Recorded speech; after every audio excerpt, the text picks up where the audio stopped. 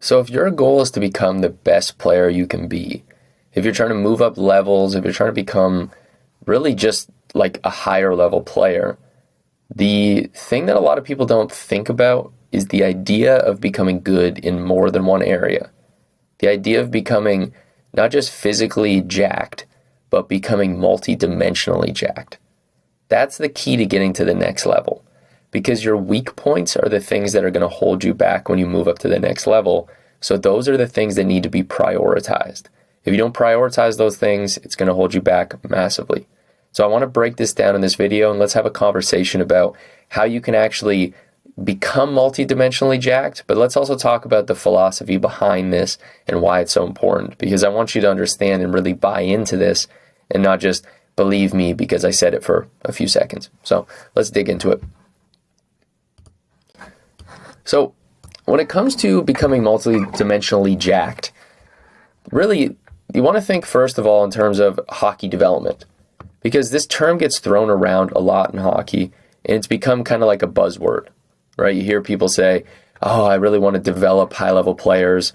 What does it actually mean to develop a high-level player? What actually goes into developing someone who gets to the next level? What does it take to move up from minor hockey to junior hockey? What does it take to get to junior to college? What does it take from college to pro? What does it take to go from pro to higher levels of pro? Well, these are the most important questions in hockey, and these are the questions I obsess over. Yet, I don't feel like I'm hearing a lot of people explain these concepts in much detail, and so that's where I come in and I want to have these conversations. Because honestly, I feel like there's a lot of development coaches out there who just don't want to share their whole philosophy. I feel like it's being kept kind of secret because that's their kind of secret sauce, and I'm not a huge fan of that. I think that at the end of the day, you should just share everything. And if you actually go through a lot of my stuff, I've pretty much shared like everything I know in all my YouTube videos. A lot of times players just don't want to take the time, which is, why you buy a paid program in a higher level system. So not ripping into people too much, what I want you to really think about is, are you being fed just kind of like cheap tactics, right? Like just really simple, cheap things that don't really get you too far. Like, just something simple. For example, if someone just says to visualize and that's it, and they don't give you any context, they don't explain why the value is there, and they don't actually explain like how to do it, then it's just like a cheap tactic, right? Just visualize and you'll just get better. But that's not necessarily like a very effective strategy. So instead, what I want you to consider is that everyone who gets to the next level has some form of strategy. And not only that, everybody in the world who is alive has a strategy for everything they do. You have a strategy for everything in your life. And maybe you don't realize it because maybe you don't think about it consciously, but you have a strategy for how you treat people. So maybe you've learned to treat people the way you want to be treated. Maybe your strategy for your job and making money is work hard. Maybe it's acquire the skills and be able to just, do what it takes to get a raise. You have a strategy for having fun. Maybe it's build great relationships. Maybe it's go out every single weekend. And it's these things. Maybe it's make time consistently or always carve out time for friends and family, right? Those are strategies that also could be described as like principles. So Ray Dalio, Dalio, I don't know how to say it. I've heard people say it every different way, but he has a book called Principles. And here are some of the principles that he has laid out for 5 years of principles. And these are the principles for a successful life. I'll just read these to you guys because I do think they're valuable and they're worth considering for your entire life. But then I'm going to break down how to apply this kind of stuff to hockey specifically. So his principles for a successful life. So dreams plus reality plus determination equals successful life. Number 2, if you're open-minded enough and determined, you can get virtually anything you want. Number 3, almost nothing can stop you from succeeding if you have A, flexibility, and B, self-accountability. 4, be open-minded and assertive at the same time. Number 5, don't confuse goals with desires. Number 6, don't mistake the trappings of success for success itself. Number 7, maximize your evolution. Number 8, pain plus reflection equals progress. Number 9, successful people are those who can go above themselves to see things objectively and manage those things to shape change. So these are actually really powerful, and if you guys want me to just unpack these in a lot more detail, I definitely can. But I think a few of them that stand out to me that I want to just highlight right now, just before we move on, is being open-minded and assertive at the same time. So what I've found is that there are a lot of hockey players out there who want to be assertive, and this is what I did a lot in my career, is I get it. I know what the truth is. I've done a lot of research, and so a lot of times I go to my coaches and kind of act like I knew more than them. And maybe in some cases I did, but I didn't have the open-mindedness to consider what they had to say in a lot of ways. And I think sometimes it would have been more helpful for me to just be open to what they wanted and really buy into that approach than it was to be assertive and try to like overdo it. So you want to be assertive in the sense of when you make a decision in hockey, you do it, but you also want to be open-minded enough to change and shift. Now, number 5 is also the other one I want to talk about, which is don't confuse goals with desires. So there's a lot of players that desire, they dream, they want to be great at hockey, but they don't have clear, distinct goals of where they want to end up. They don't have a target in mind. So they say, man, it's like you have a bow and arrow. You're like, man, I so badly want to hit a target. I so badly want to hit the bullseye. But then you never actually do anything to progress there. So you don't have clear, distinct goals and then like sub goals that you can work towards and on the day-to-day systems that you have. So it's going to crush you in the long run if you get too caught up in that mentality. So don't have desires, have goals, and assert that you are going to work towards them, and be open-minded enough to realize when you're off the path and learn and listen when people suggest different things and just consider them. You don't have to take everything as truth. So now that's all I'll do all I'll talk about for the Ray Dalio principles. But as a player, as I went from minor to junior and then junior to college, and then decided to defer my options of playing pro and decided to coach, I decided that was the path I wanted to walk on. And I learned a lot of strategies from both of those things, from playing and coaching, that worked and also ones that didn't work. But there's one thing I wish I understood more deeply, which is this much more simple approach that Ray Dalio laid out in his principles book. And basically the concept is, if you can't see it, it's like a little loop that is kind of on a 45-degree angle trajectory, and then it kind of loops down in circles and then comes back up to the top and progresses forward. And basically the steps that he has laid out, Ray Dalio, is set audacious goals, then you're going to have failures, then you learn the principles from those failures, then you actually improve and get better because you learn the principles and you improve, and then you set more audacious goals, right? So as I shifted into coaching, I studied several different things and a lot of different paths of different players. I looked at like hundreds of different players, hundreds of hours of game film, and continue to do so. And I tried to see, okay, what worked, what didn't. And you'll see that's a common path that most great players do and most great people do in everything. And so that's the path that I've tried to continue on, is look what works, look what doesn't, and try to understand what the nuances are between the two. And basically, as I try to distill this knowledge for you guys in the letters, I do this because I understand where you guys are, in the sense of I know the pain of feeling helpless in hockey, right? If you're a parent listening to this, I know that feeling from the sense of I could feel it through my parents at times, and they're like, I just don't know what to tell you at this point. My dad learned a lot and honestly knew way more than I realized, and probably should have been a really high-level coach, but I just think he just didn't want to go down that path. But the thing is, I didn't want to listen to him. But the thing is that, like, I get that for parents, you might feel helpless because you don't know how to communicate this stuff to your kids or your son or your daughter.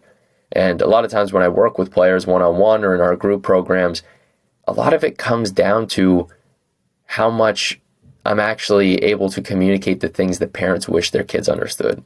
Because a lot of these principles are things that if they can be explained in a much more clear way, it's very helpful.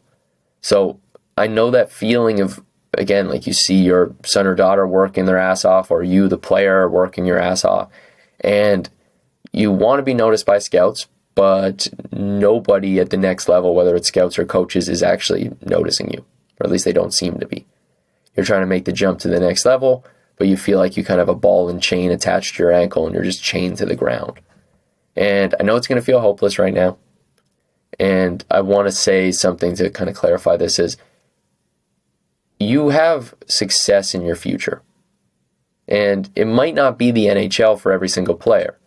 And it might be, right? Maybe it will be.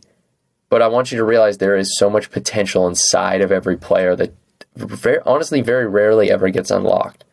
And I need you to know that you do have that potential. And I also need you to know that you, your son or your daughter, is waiting to have that potential unleashed. But it's like a wild animal. Potential is kind of like a wild animal that needs to be trained. Not necessarily tamed, but trained. And be able to be leveraged fully. Because your potential needs a development strategy.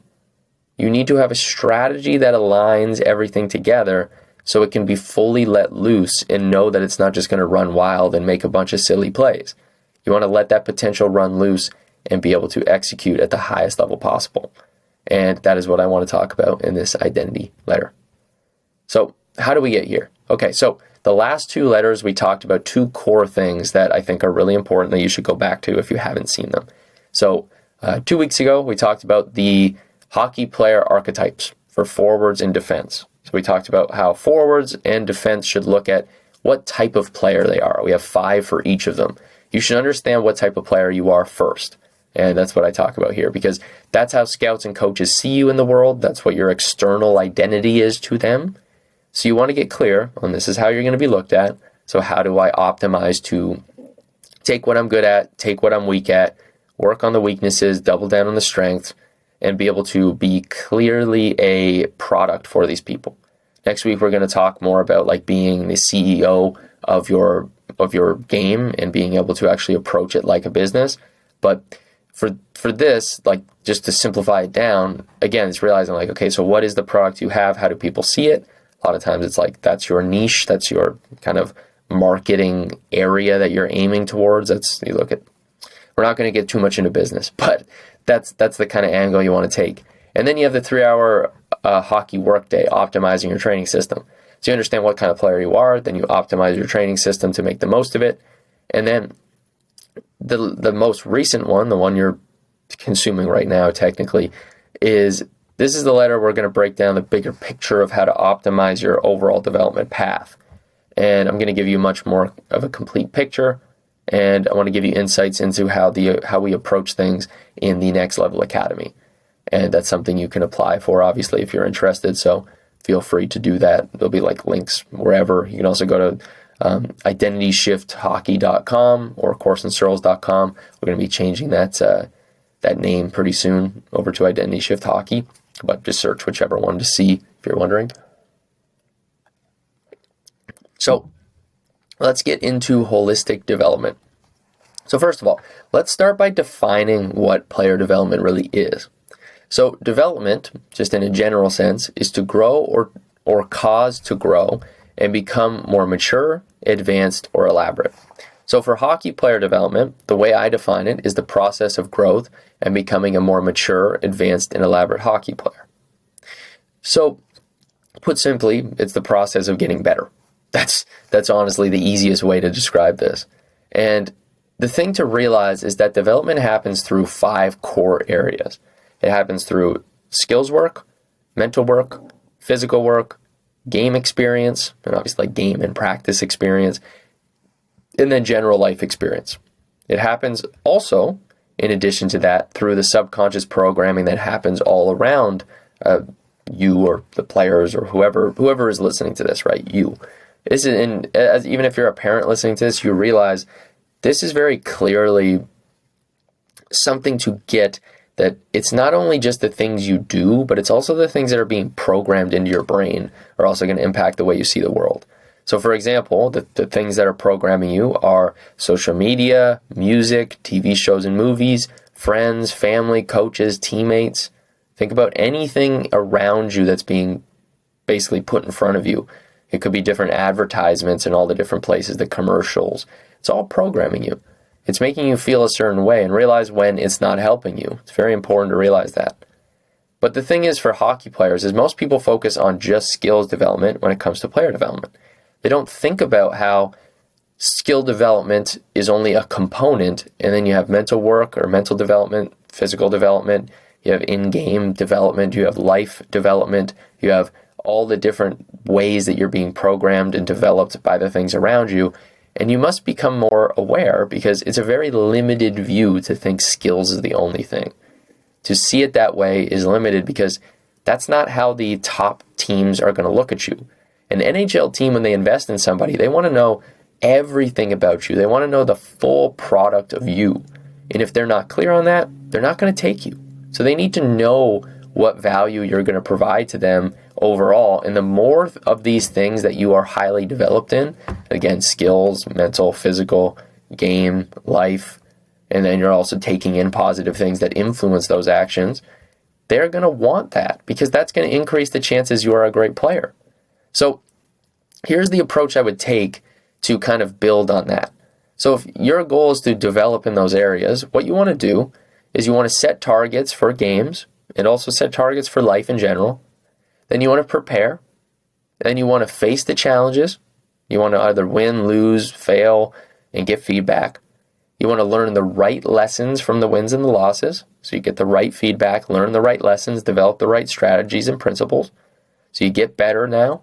You actually have an approach and you set those goals again.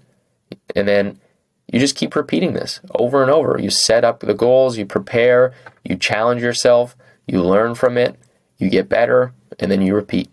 And a lot of people think it needs to be more complicated, but the thing to realize, it's about doing this in all areas and becoming multi-dimensionally jacked. Not just physically jacked. I stole this concept from Dan Coe. He's a business writer and business entrepreneur. But you realize this is the business, this is the loop that's going to develop you into the greatest possible product and player you can be, and person you can be, to be honest. So you want to set those targets again, challenge yourself, learn the lessons, improve, and then prepare. And this loop is going to continue for a very long time if you want to be great. And consider this the identity shift philosophy. So become multi-dimensionally jacked. You want to be jacked or muscular in all areas, not just physically. And apply this over a multi-year period. So this is not a concept or a philosophy or an approach that you want to think, I'll try this on this week, and then if it doesn't work, whatever. This is something you want to apply for the next 5 to 10 years. And you want to use the people in your life, whether it's your skills coaches, your physical trainers, your mental coach, your injury prevention coach or yoga coach if you have one, or any other person that you work with. You want to apply the long-term mindset to everything that you're doing. And this is what we teach at the beginning of all of our mental courses, is seeing the long-term vision and understanding how to craft that, and then understanding how to stick with it and stay persistent with it. It's like building muscle. It takes a high quality plan, and it takes proper planning and programming to develop a great body. Yet we expect hockey to be something different. We expect it to be some other way. And sure, you may not be the best player right now. Just as a kid, you may not be the most muscular person. But in 10 years from now, you could be jacked. You could be multi-dimensionally jacked. And when I say that, I mean a great player. And watch it happen. I've seen it happen with many, many great players who were not that great when they were younger, and they just kept getting better and better and better and better. And eventually, they got ahead of everyone. It's pretty crazy, right? So that's the thing to realize, is that if you want to be great, you have to look at it as a multi-year thing. And typically, you're going to want to look at it as more of like a 10-year plan. So here's my advice. You want to apply that feedback loop for the next 10 years and really take that long-term mindset. I would do that. I would go all in on this philosophy. I would study the game deeply and become obsessed. I would watch film as much as you possibly can. I would study your own film deeply and get to know yourself and what type of player you are. I would get a hockey notebook and either digital or physical and write it down and be consistent. Make sure you're becoming multi-dimensionally jacked in mind, body, skill, but not just mind, body, skill, also coming back up to this place again of also getting as much game experience as you can over time, life experience as you can over time, and learning and developing in that way. Taking advice from anyone you can, getting advice from people who've been there, getting advice from people who've done the work. Get advice from as many people as you possibly can. Learn. Embrace failure as you learn, though. Go and try stuff. Go and test it. Don't just use it in your mind, but be afraid to try it. If you learn a move, go try it in practice. If you learn a move, go try it on a teammate. If you learn a move, go and execute it in a game. If you screw it up, you screw it up, because in 10 years from now, you're not going to screw it up again if you are willing to fail, learn from what was missing, adjust, and get better, and learn the principles and the lessons you need to learn. The lessons to learn are not, oh, I did something, I failed, never do that again. It's more like, I did something, I failed, how can I get better at that? Try it again. Okay, it worked this time. Why did it work? Keep going back to it. Embrace failure. Embrace that as part of the process. I've written previous articles, go back a few and learn more about like fear, and I can't remember which article it is, but there's a bunch of articles. Go back and read all of them. They're all going to help you build this whole philosophy and develop more and more. But you want to learn to love the process of becoming great and see that as, you know what, in 10 years I'm going to be somewhere, but at the end of the day, all I really get to experience is the day-to-day moments. So live here in the moment. Be present for everything you get to experience. Be a part of this process and this journey. Don't just be always projecting ahead. And that will be the thing that leads to the outcomes, because a quality process leads to quality outcomes. Yet we think that if we focus on the outcomes, the process takes care of itself. I don't think that's the case. I think focus on the process and be present for it, and let the outcomes take care of themselves. So I hope that helps. I hope you can take this philosophy on fully and really become the best you can be. And don't worry, like, there's going to be a lot more. We're going to dig more into hockey development, more into all the different elements of the game.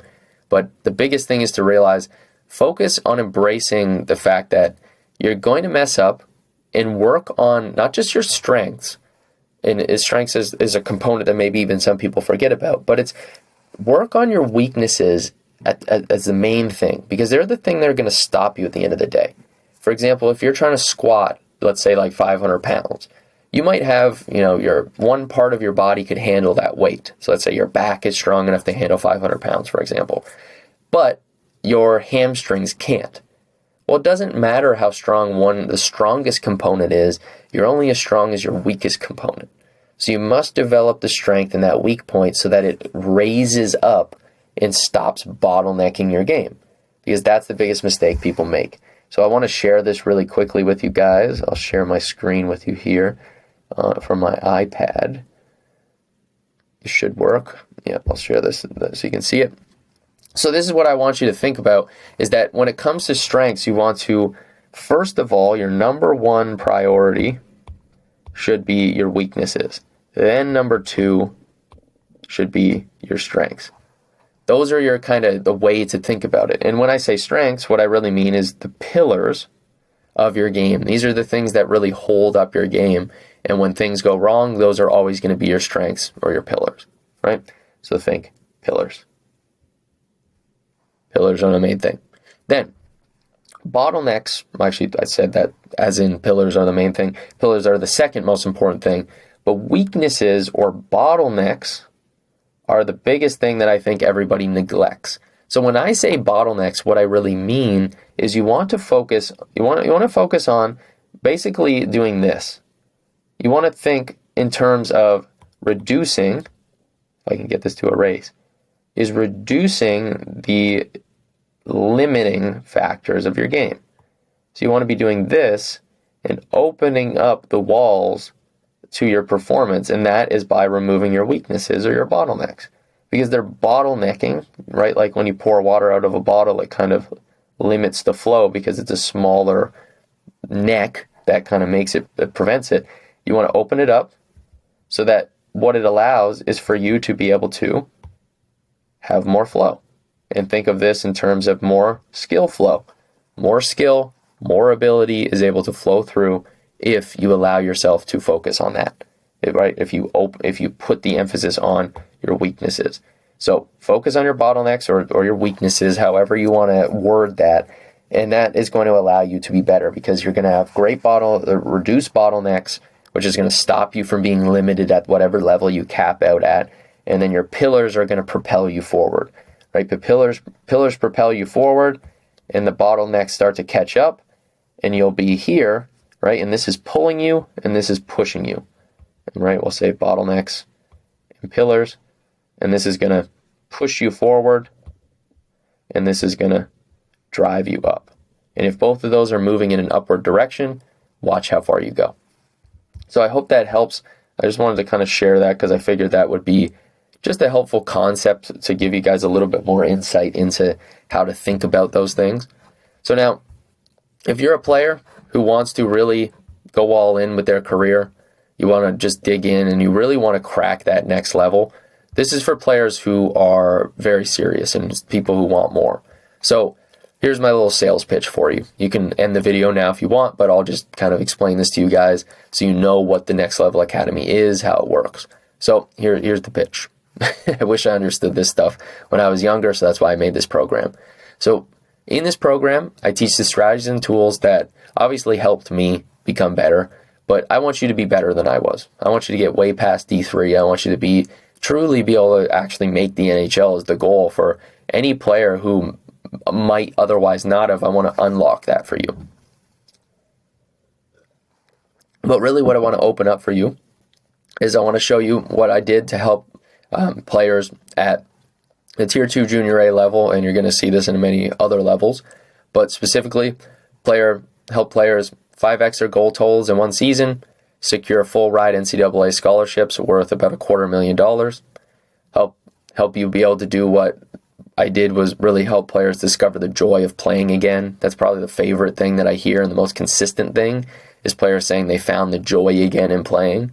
And that comes from being great, knowing who you are, and being able to be present and just be able to play your best and express yourself fully on the ice. And there's so much more.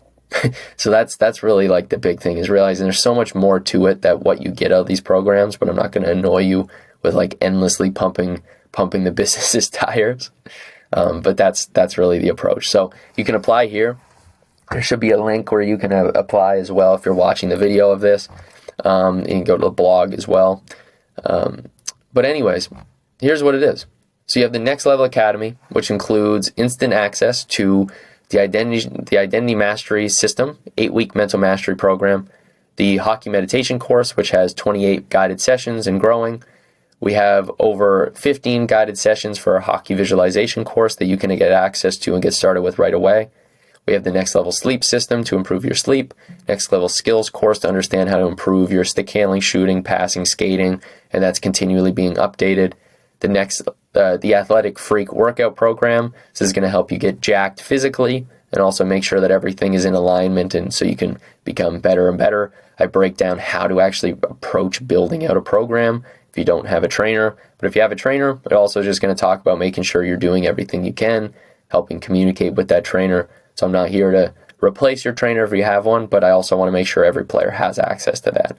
We also have the Freak Speed program. So this is a supplementary program that you can add to your lifting routine so that you can be training in season and off season to improve your speed. It includes like sprinting work, resistance training, sled work, hill work, jumping and bounding for explosiveness and power.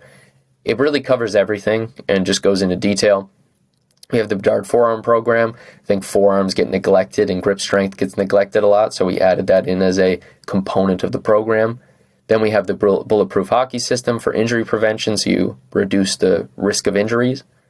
And then in addition to those things you get access to right away, so those are just the programs you get, you also have weekly, so 3 weekly coaching calls where we talk about focus, confidence, IQ, and training advice. So I'm going to help coach you through questions you have and also help with specific details. So oftentimes I'll have a topic that we cover. If I have something I want to share, I'll build like a lesson out and we'll go through it live, and we'll just kind of mastermind with a lot of the different players because we have different levels of players altogether.